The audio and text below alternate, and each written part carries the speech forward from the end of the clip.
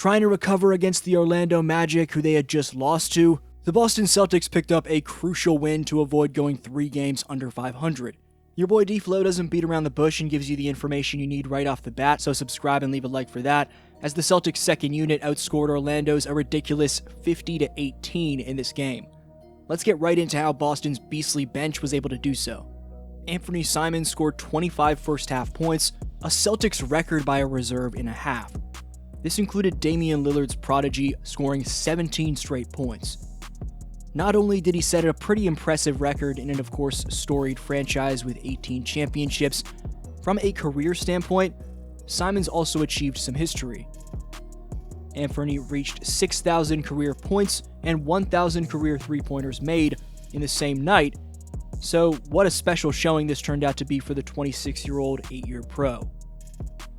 What made it even more special is the fact that Simons was born in Longwood, Florida, just 21 minutes outside of Orlando, so the performance that he put on was in his hometown in front of family, friends, and acquaintances. The former Portland Trailblazer and product of IMG Academy has always had the poise on the move that he's shown in Boston, but his shot creation and shooting off the dribble specifically have developed significantly since his early years in Portland.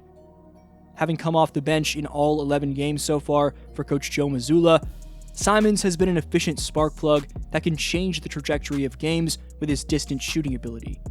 Anfernee's 41.3% clip from deep range is the highest on the Celtics among players taking at least 2 threes per game, by far.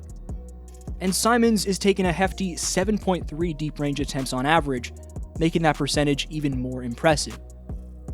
But the fact that he's leading Boston in high volume 3-point percentage says a lot, given this team has snipers like Peyton Pritchard and Sam Hauser. We'll get to Peyton Pritchard later on. But the trade to shed Drew Holiday's contract seemed like it was just for cap space incentives. But GM mastermind Brad Stevens knew exactly what he was doing, as Simons has delivered exactly what this Celtics team has needed in the absence of Jason Tatum, a proven scorer who can take over games with that bucket getting. 5-year journeyman out of Iowa, Luka Garza, had barely been given an opportunity for the first 4 years of his career between Detroit and Minnesota, but through 10 outings in Boston, Garza's averaging a career-high 13.4 minutes per game, and more importantly, is finally a part of a regular rotation for the first time in his career. It's great to see a young man taking advantage of his opportunity, and Garza is doing just that. Against the Magic, Garza had 16 points, 8 rebounds, 3 assists, and a steal. This was Garza's second game of the season already of posting at least 16 points.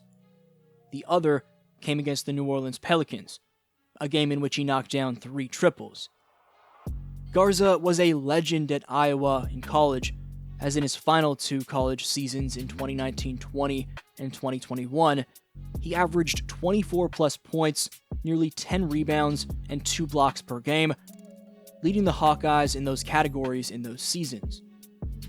He never got the opportunity to be a star player, let alone even a role player at the NBA level, which is always tough to see from a college legend that takes the next step to the pros. But it seems Garza has finally found a home in Boston, and Joe Mazzulla is letting it rip by giving him minutes with the Celtics' limited big man rotation minus Horford and Porzingis. The Celtics' 38th overall pick in the 2023 NBA draft out of Arkansas's in 2024 NBA champion Jordan Walsh only had 6 points against the Magic, but he hit a dagger 3 down the stretch. And the dagger sealed the win for Boston, and draining big shots, or any shots for that matter, is becoming seamless for this third-year pro. Walsh is shooting exactly 50% from deep on 1.4 three-pointers attempted per night. This is a massive development, given Walsh has never shot over 27% in a season from deep so far in his career, so we'll see what Jordan's shot ultimately levels out to. However, the fact that he's staying poised enough to seal wins for the Celtics with his 3-ball does speak volumes in my opinion. His defense was also stellar against the Magic, as you saw him clamp up Paolo at times. That said, let's see my boy Jordan, who I've talked about since day one of his career on this channel, keep it up. In addition to Simons, Garza, and Walsh, The 28th pick in the 2025 NBA draft by Brad Stevens and Hugo Gonzalez hit the one and only shot he attempted, which was a 3-ball, but more importantly, his impact showed itself on both ends of the floor. Hugo was a game-high plus 19, as the rookie showed he can contribute to winning basketball in a win the Celtics needed. While the Celtics aren't in championship form per se, without Tatum and having lost Horford, Holiday, and Porzingis, other pieces of this roster are developing while Tatum recovers, which you have to love if you're a Boston fan. Additionally, Jaylen Brown's really stepped up his game in Jason's absence, which was expected given the professional we know JB to be. The 4-time All-Star, All-NBA player, Eastern Conference Finals MVP, Finals MVP, and NBA champion is averaging a career-high 28 points on a career-high 52.2% shooting from the field.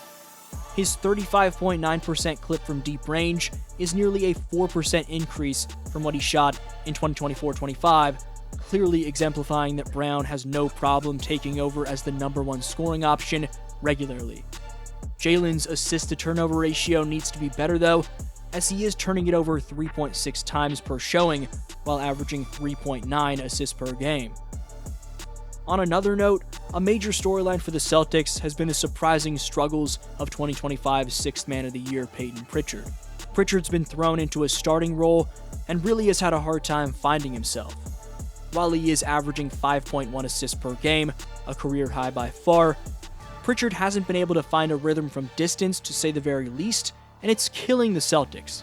He's attempting 7.4 threes per game and making just 25.9% of them through 11 outings. Just horrific. Almost just as bad has been the beloved bald Mamba Derek White, who's taking 8.7 threes per game, hefty, and hitting just 27.1% of them. Again, just horrific. But there is a silver lining to that. Stay tuned, I'm about to mention it. The Celtics have showed flashes of looking like a playoff team, and the win against Orlando is something you build off if you are said playoff team. The fact that the Celtics are 5-6 with Pritchard and White struggling like they are, two dudes who play with the swagger that can ignite this team to championship levels like we've seen in the past, I think the Celtics are in a decent position here. This was your boy DFlow, and I'll see you next video. Hell yeah. Oh, shit. Yes, sir. Yeah. Big shot, boy. Just a big shot. Boy. Big Ben. Ant, way to come out of your shell in the first half. It's a great job. Secondly, Jordan Ugo, way to make big-time plays. And most importantly, like a huge sign of trust, Peyton goes into the paint, Jordan standing in the corner, he kicks him for an open three. That gets us there. Like, that's the trust of building with each other, right? That's what we have to continue to do. Luka, way to bounce back. And we made a big momentum play in the first quarter, and that set the tone. And I think it was like a loose ball that we got or a chase down, and like we set it from there and we kept it the entire time, right? And so we just got to continue to fight for that. That's a hell of a win by everybody. It's good stuff. Together, 1, 2, 3. Yeah.